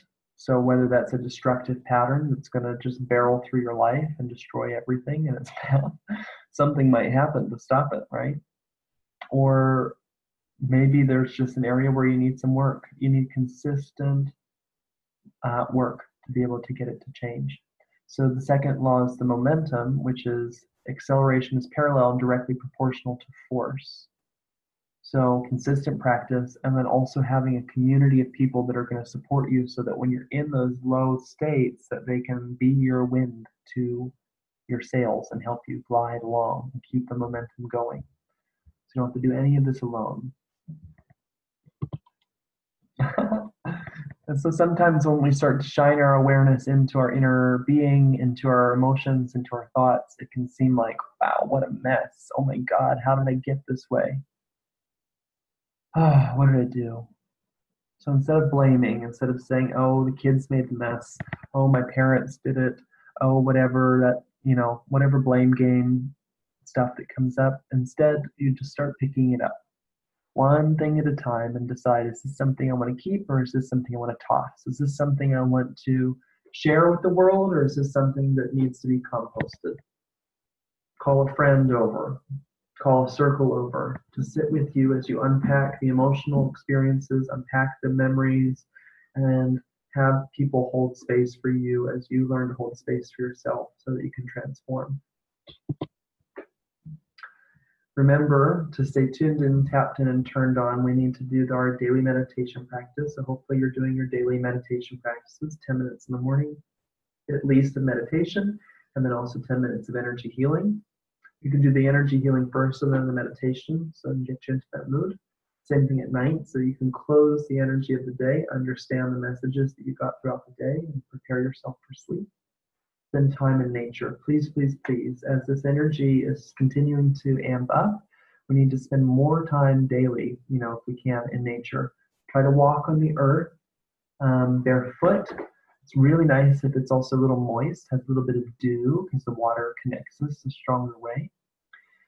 Change your diet, make it as clean as possible. Pray with your food, thank your food, love your food, shine so much light on your food. Charge your water, drink so much water. This is going to help. Ask that your water clear you. Ask that your water take away all that's no longer needed. Eliminate the toxins from your life. So that might mean taking away artificial scents, taking away products that you're using in your body that are not organic, taking away, trying not to be in the city too much, trying to get into cleaner air, eliminating toxic people, toxic circumstances, things that you don't feel good being a part of, and just transform. Release those old fears, release those old programs and paradigms. Forgive yourself, forgive others. Grace is here, trust is here, love is here for you. And create a program for yourself to honor your temple. Study, study, study, study yourself. And also pat yourself on the back sometimes and say you're doing a really good job. So much has already been done. As you're looking out into the world and finding teachers to guide you, as you're looking for a shaman or a yoga teacher or a spiritual counselor or friends, you want a true teacher, a true companion is going to always teach you to turn inward into your own intelligence. They're not going to say, I have the answers. They're going to say, you have them. Maybe I can support you in unlocking them, but you have all the answers of what is right for you and what is not. One who is connected to the energy stream is more powerful than a million who are not. So the great work is the departure. The quest begins. Start with the question and desire to know the answer. Step 2, initiation. You go through activities and then circumstances that transform you, where you learn, you understand, you align, harmonize, integrate, cleanse, reprogram. And then from that place, number 3, to really solidify it in you and to continue the learning, you have to pay it forward. You have to share. Share the good news, inspire others, be the light in the world, share what you've discovered. We are shifting, we are changing, we're going from these small, small versions of ourselves and expanding outward in infinite directions. So as we do this, we are going to start creating new structures of civilization. We're going to see that on an individual level. We're going to see that in our relationships, our intimate relationships, our institutions, our all levels of culture and society and earth life have to change because we are evolving to a place beyond what we've been before. So just know that this is part of the change, is that everything's got to transform. And if it's not in the light, it's got to go. It's got to be released.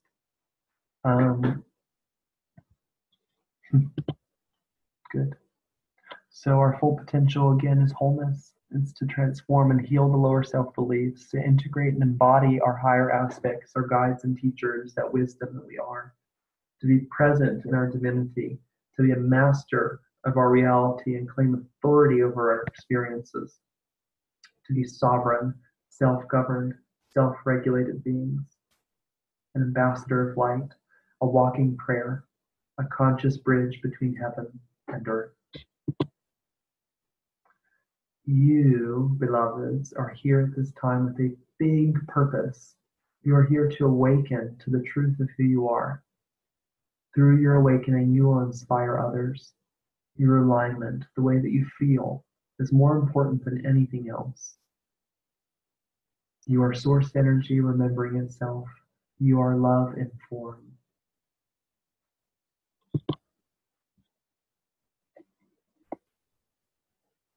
Very good.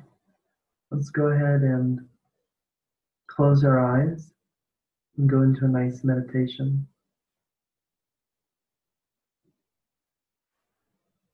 Breathing in, allowing all that information to integrate, to settle where it needs, to let what doesn't serve you, what doesn't feel right for you at this time, just let it go. It's okay. All experiences are learning experiences. Call light to you to amplify your feelings, your beliefs of light, connection.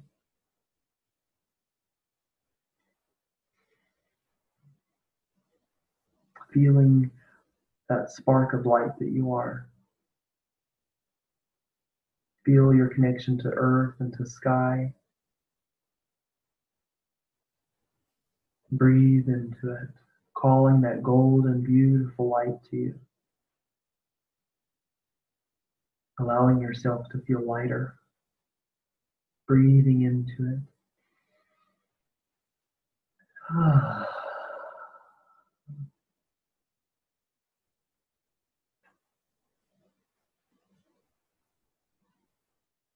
And expand your energy now, this beautiful light energy that you are. Expand it as far as you can in the room that you're in. Fill the entire room. Fill it with your light.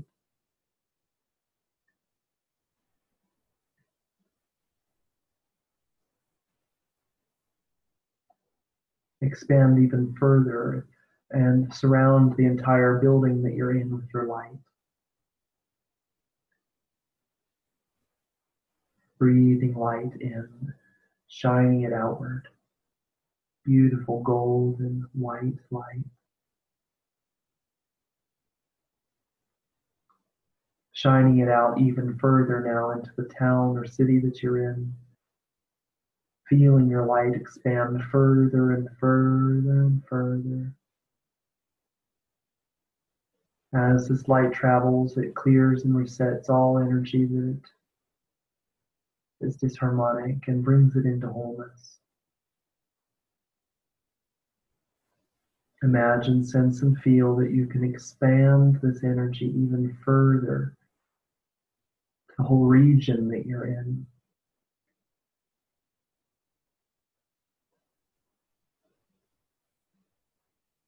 Many miles and kilometers in all directions, expand your energy outward, charging it with light, golden, beautiful white light.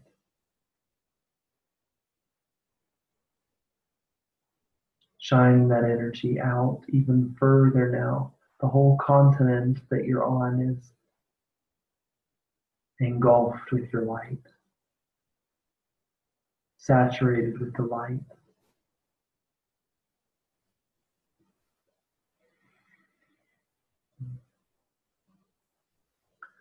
Feel and sense that you can send this energy even further and surround this entire planet with golden, beautiful light, connecting to the unity consciousness grid, to the Christ consciousness grid,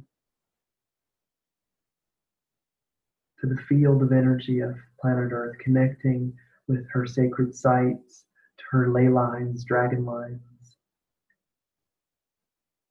song lines, to the flowing energy of this planet. Send your golden light out and connect with her, to the different layers of consciousness here, to the plant and animal kingdoms, to the crystalline and elementals connected here. connecting with those who are awakened and who are awakening. Gold and beautiful light connecting all of us like a web of beauty, weaving in and out and around all of us. Send this light out even further throughout the entire solar system, surrounding the solar system with golden, beautiful, radiant light.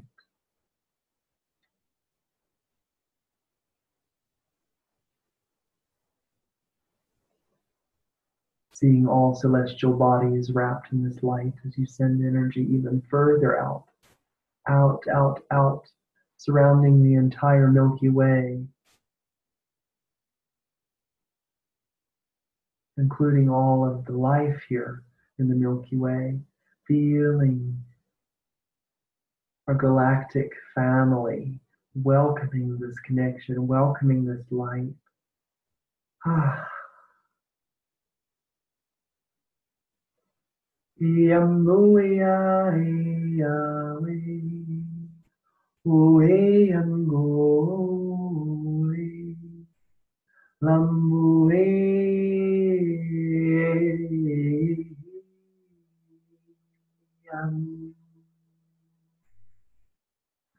Even further out into all galaxies, all nebulas, all clusters of light, sending golden light out. And we'll begin to charge this field of light with the sound of Ha, Ki.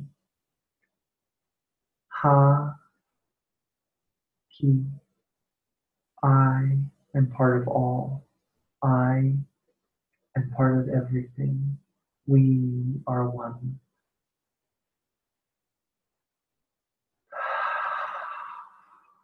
Here we go, inhale.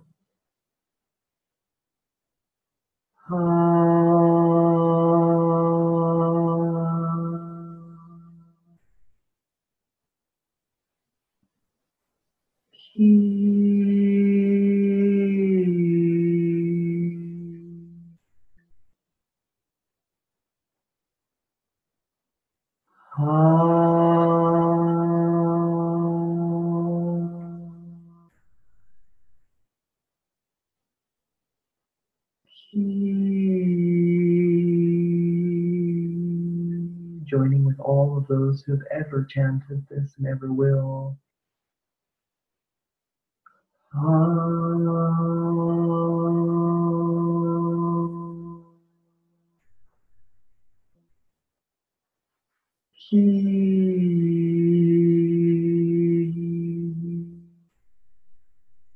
Ripples of light. Haki.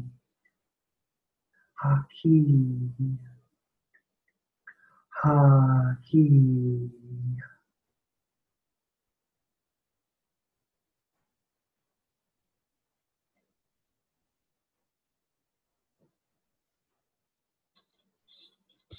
Calling your light back from all those places, coming back into the Milky Way,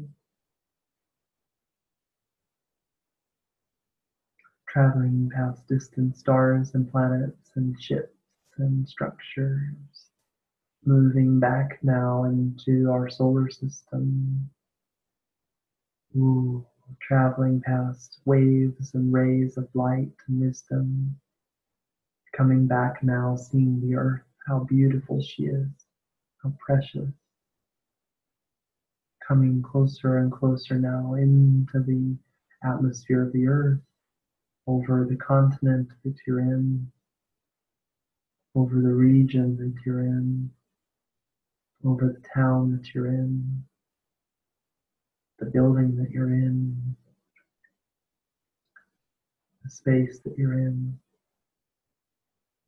into the body that you're in, into that essence, that spark of light that you are. Ha, Ki. Ha, Ki. Ha, Ki. When you're ready, you can open your eyes. Allow the light to come to you.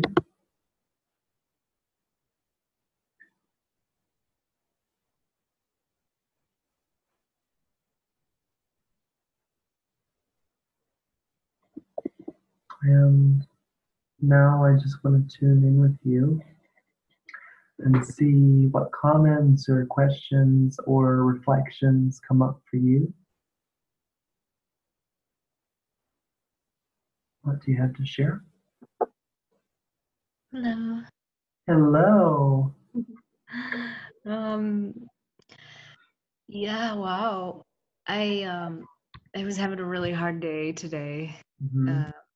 And I feel like I was in a really kind of like contracted state all day. Totally. And like a lot this week actually. It's been super up and down. Mm-hmm. But I feel really good right now and open and really expanded and trusting. And I'm really grateful to be here in this course with you guys. And yeah, thank you. Thank Mm-hmm. you so much. Thank you so much. What was supportive for you today? What was helpful? What was shared that kind of opened up a new thing for you? Well, I really like the meditation that Mm-hmm. we just did, and just a constant reminder of where am I putting my energy and my thoughts, and just realizing that how I'm totally creating everything with my thoughts, and um, we're so powerful. Mm. Oh my gosh, so much. Oh my gosh. And I think we're really afraid of it at times. Yeah, totally. You know, we have had like so many people tell us that it's like egotistical to think um, that we're that powerful. And I had a download last 2 weeks ago. I had during the eye experience on the 22nd and 24th. I had a really powerful experience. And so what I experienced myself in was like a totally different body. I was walking around the festival and I was in what I imagine our fifth, like our 5D body being. It was really cool. I really hope this is what our body's going to become because it was so awesome. So I was aware of two new chakras developing over my shoulders. They were opening with gold and light coming out of them. And so I was also aware of my connection to the entire universe and to the earth. Like I felt it so strongly, and I felt like such such an ancient, it was like all like my ancientness, my infiniteness was like able to be experienced for this little bit of time in my body. And I was like a creature, like I was something else, like walking through this festival. And I knew that no one would understand this experience. So I just stayed quiet. I actually upset a few people because I was just like the way I was dancing, I was just letting this like alien out of me. and, and Epic. and like and and so there was this moment where I was like there was this extra like groundedness and like weight to me, and I was like, is this egotistical? Like, am I just letting my mind just create like, you know, some false sense of strength? And then I immediately heard, you're just not used to this type of alignment in this life. Wow. It was like very clear, like get used to what you're working towards. Wow. Yeah, it was super, super powerful. I felt like I could, like, I felt like my sensitivity to my essence was so strong, and like my connection to the reality around me. Like, I was, and this is where I was maybe a little afraid of my power. I felt like if I really wanted to, I could manipulate physical reality. Like, I could ask for the elements to move. I could ask, you know, and I was just like, wow, this is so cool. And then I was a little scared of it, so I just kind of like didn't investigate it any further. But um, yeah, we're just like, going through so much transformation. Like as we're these like you were mentioning, and so many other people are mentioning, like this last week being like really intense um, and like heavy. But it's like once we get through this big cleaning, this big clearing, it's going to feel really good. Wow. Yeah. Yeah, wow. I just we're going through like a quantum leap, I feel. Oh my God. It's amazing. Yeah. I'm so excited. I'm so happy. Yeah. Yeah. And a little like I definitely can feel the resistance kick in sometimes. Yeah. And then it's just amazing to just be able to sit back and witness that and witness myself. And yeah, Mhm. wow, what an epic time to be here. And just the fact, oh my God, just the fact that like, wow, we really must be amazing because Mm. we have to be. It's crazy. Yeah. Because who else would like this is such a crucial time Yeah. for like the souls that are incarnated here to be here to Yeah. do this type of work. Yeah. Wow, we're so brave. Yeah. Oh my gosh, so brave. Oh my gosh. And that's too is like, you know, there isn't a single soul here that is worthless. Like we all were chosen to be here because Oh, we have that's something beautiful. super important to bring. And maybe those that are still in shadow um, are like volunteered to do that. Maybe they volunteered to say, hey, I'm going to come in and I'm not going to awaken in this lifetime Whoa. so that Oh I my, can help others accelerate their growth by being super asleep. whoa. Oh my God. That just changed a lot of my perspective because I've been having such a hard time with like people who are just asleep lately. And then it's like I come back to this moment of like compassion. I'm like, okay, that's part of my journey too, is to like really be really compassionate with the people who aren't awake yet. And then sometimes they just get really mad and I'm just like, wake up, what is wrong with you people? Hmm. But hearing that perspective, wow, that's Yeah. really beautiful. Yeah, and to think that, it's in the world because it's still in us. Like when Mm, we're standing in front of somebody who, is in a state of sleepiness, in a state of closed off from their source, and instead of being like, oh, they're so asleep, like look at those qualities because it's showing up in your experience because mhm, it's in your field. So totally. so if there's ignorance, like finding compassion for that person's state of ignorance, you then become much more able to hold compassion for the parts of you that are still ignorant. Yeah. Yeah. Yes. Mhm. So it's Wow. really all of its medicine. Every last little drop of it is. Wow. Yeah. Oh, thank you so much. I'm so grateful to be in this class and to Yeah. be here. And yeah, you're such a beautiful soul. Oh, thank you, love. I wouldn't be here Mhm. if it wasn't for your beauty. No, thank you. Well, enjoy yourself. It looks like, let me look at the homework. It says to read chapters 2. No, sorry, read section 2. So that's chapters 8 through 14 of the book and do Okay, the got meditations in the book, but also to take some time this week to go out and do two things. One, to take a walk in nature, for sure, a mindful walk. So that's usually just like really slow, really aware of hearing the sounds. I'll send an email out so that you can get a little bit more information. But as you're walking through, you're allowing the different nuances of life to speak to you. So you can be really present with it. it. Mhm. Hearing in the distance the water running, hearing the crunch, feeling the texture of what you're stepping on, feeling the air on your skin. So that's a mindful walking practice. And then also to do at least one time, maybe multiple times of earthing. So finding some good solid earth ground to stand on without socks or shoes on. It's really nice when there's a little bit of dew or a little bit of water on the ground so that it can strengthen the connection because the water, Wow, I didn't know that. it makes a little bridge between your skin and what you're standing on.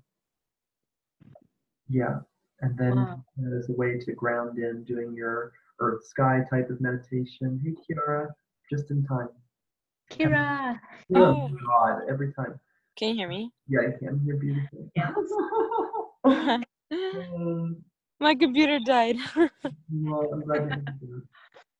So we were just talking about the homework, which is read chapters 8 through 14, and then to do a mindful walking practice outside. Mm, And taking a slow walk and allowing the different sounds and textures and feelings to really be very present, to really listen to the depth of information as you take your walk. Mhm. And then also to do an earthing practice, so taking your shoes and socks off and standing on the earth, and it helps when you're able to stand with a little, like if it's a little wet, like in the morning when there's dew or in the evening, so that the water creates a bridge between your skin and what you're standing on. Mhm. And Okay. then, yeah, just doing the meditations. Yeah, I find the meditations are like all I want to do. More and more Yeah. the last couple weeks. I Yeah. kind of feel, I mean, like similar, so up and down with energy and everything that's just, going on. And sometimes I'm like, oh, I feel like I'm doing this wrong. Like, I feel like I'm just not, like grounding down enough, or, really like paying attention to myself enough, or actually learning my lessons. And it's like, I've kind of, in some of my meditations realized this sort of overwhelm that I get from knowing I have free will. And sometimes, yeah, just this sort of pattern of like overwhelm, which then sort of creates like resistance to actually choosing, love with ease, because like this sort of like having to choose love with a lot of effort doesn't sound great. It's like not sustainable. And so I'm trying to just like, go easy on myself. But I find that, yeah, the meditations are so potent and powerful right now. Realize that we're transmuting stuff that isn't even ours to transmute. We're transmuting for the collective. We're Mhm. transmuting ancestral lineages that we don't even know what they were doing, but it's being squeezed out of our DNA. So even if you're like doing all of your work of what you're aware of and like what you need to be doing and there's like eons of information being wiped and cleared and transformed in our DNA. Like so much. So just to like, take it easy on yourself. It's gonna feel like this for a little bit. And from what I understand from these sessions is that we're just gonna keep getting more and more light coming in. So it's just kind of like, whoa, there's an area I missed. Whoa, there's an area I missed. Didn't even know that was happening. And just kind of, taking it easy, be easy, be gentle. Yeah, I guess I sort of have an expectation that if there's a lot of, light and a lot of like helpful energy coming in, that things would be feeling easier and more, less like intense. But that's does not seem to be happening for like anyone. Yeah. Really. We're at the scraping part of the reset. We're at the like that part. We're not to polish yet. We're at the oh my god, I missed that part. Yeah, that's what, like, I guess, that's what it means, that all the old shadow stuff coming to light finally. It's like so much. Yes. Well, thank you. Yeah, this is like, go ahead. well, it helps, to have people that other people and beings that are using the same language and understand like what we're all doing here. Yes. Yeah, it really, it does. It helps so much. It's the whole thing. We're not going to get through this alone. We get through this together. And I know I need to I'm isolating a lot, and so I'm gonna go hang out with somebody here in a little bit because I need to do that. I just need to. I feel comfortable in my relationship with Ron, our home, and the energy that we hold here. That I'm like, I don't want to go out there. Like a question mark. I don't want to go out into a question mark. Yeah. That feeling. How are the readings doing for you two? The readings? Yeah. Are you getting to start the book? The book? Yeah. Yeah, the book, I have been listening to it on audio tape while I work because I'm doing some scissor work. Yeah, nice. It's been super, super amazing to have the recordings for the meditations too. Amazing. That's amazing. So, yeah. Wait, And where did you find the audio? It book. wasn't on Audible. I just found it. I Googled it, and this other Mhm. site came up. They have another website themselves. Okay, I might check that out because I'm driving a lot and it helps to have an audiobook. Yeah. I'm on like chapter 5. I still have 2 more from this week. Yeah. But it's kind of a lot to digest. I'm like, wow, like it's like, oh, like I feel it downloading into my body so much. I have to like breathe a lot when I'm reading. Yeah. Oh yeah, totally. Yeah, I really love it though. It's an activation book for sure. Like, Mm-hmm. I feel like there are sentences that I had to highlight and read again and again and again because I felt like they were like twisting cogs and Yeah. mm-hmm. So I'm definitely wanting to read them again. I'm also reading her other book. I read Personal Power Through Awareness, and I started reading Opening to Channel, and they're amazing. And I'm going to read them probably all multiple times. Yeah, I found Opening to Channel as well at the bookstore in Ashland. After I saw you, I went and got they had both of them there, and I'm really excited to read that one as well. Really good. Well, enjoy yourselves. Enjoy your time. Kira, I'm sorry I always mispronounce your name. It's okay, you got it now. Oh my god, it's like I just slow my mind down because if I read it and just say it, then it's not my mind. Kira, you're probably used to that, huh? Yeah, I think my Irish librarian was like the only one who's ever said my name right on the first try. Oh, beautiful. And then Ruthie is like a computer. She's like a program, like a bot. Do you want me to here? Let me turn the video on so you can see me. Ruthie! You're like a real human. Hold on, the lighting's funny.